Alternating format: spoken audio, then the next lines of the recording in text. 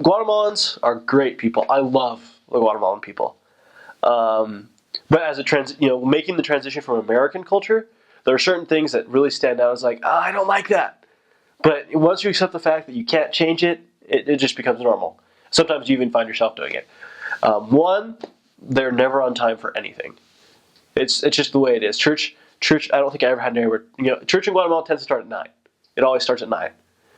I don't think I ever had an area where it started right at 9. I think sometimes they try to start like 9:05. But then half the Lord would show up late. They're just never on time for anything. So when we figured that out. So okay, we want someone to if we wanted a member to go out and teach with us, and we wanted him to be with us at 3, we tell him to be there at 2:30. He'd show up at 3. Right. So you figure out ways around it, but Guatemalans are never on time for anything. It's just who they are. Another thing, like I mentioned, they're flaky. They don't really keep their commitments in terms of time, just because I don't know if it's just they don't plan very well. I really don't know what it is. They feel really bad whenever they have to leave you hanging, and they try and every once in a while, they'll try and let you know, but it's just part of who they are.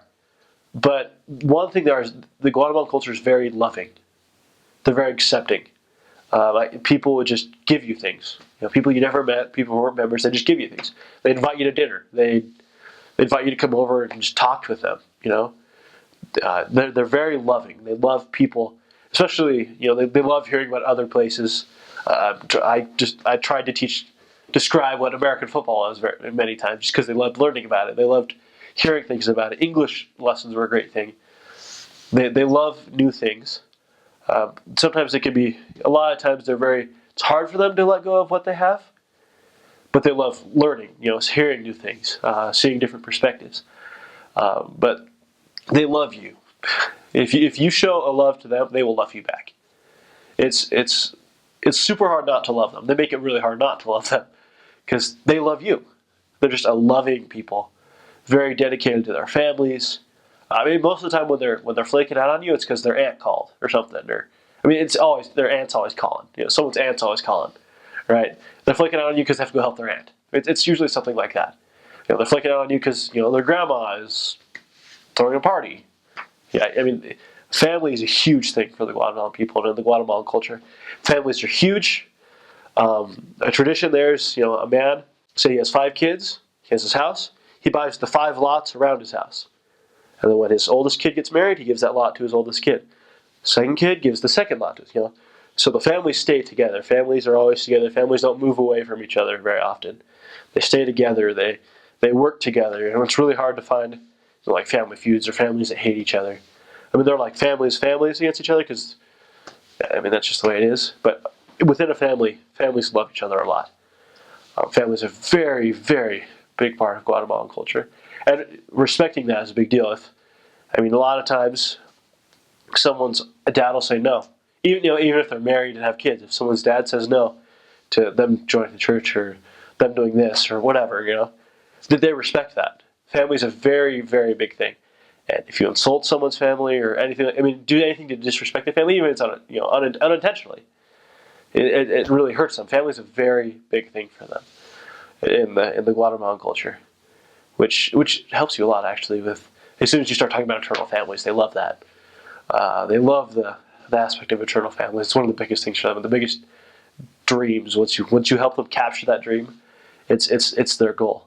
It's not like reaching such a key. It's being an eternal family. It's always their dream, which is actually, it was really inspiring to me to see their dedication to their families. In the very traditional, very indigenous areas, it's kind of an old style where men are more important than the women. Whenever 2 men are having a conversation, women can't walk through it because it's insulting. So they'd always walk around. So I'd always walk around like, this woman becoming should walk around us, and I could just kind of have respect for the men in those areas. In the city, it's not so much. It's more of so it's a lot closer to our culture. Obviously not the same thing. And the old women, they won't shake your hand. They'll tap your shoulder. And so these little tiny layers, and they're trying to reach your shoulder. They can get up to your elbow, tap your shoulder, and you have to tap them back. So a lot of the old men will do that too. But in the very indigenous areas, it's a very male-dominated culture. But some of those old women were some of my favorite people in the whole world. There's one I can remember who she always made us food. They had nothing, but she always made us food. Whenever we needed food, she'd have food for us. But she wasn't allowed to walk through our conversations, anything. But she'd give us food all the time. Funny lady, I loved her so much. I can't get in contact with her because she doesn't know how to use a phone, doesn't know how to use a computer, can't read, can barely speak Spanish. Right? I would love to talk to her again, but there's kind of a contrast between the Aldea culture, where it's a lot more indigenous, and the city culture. But I spent a lot more time in the Aldea, and I grew to love that culture. It became part of me in a way, and I love it a lot.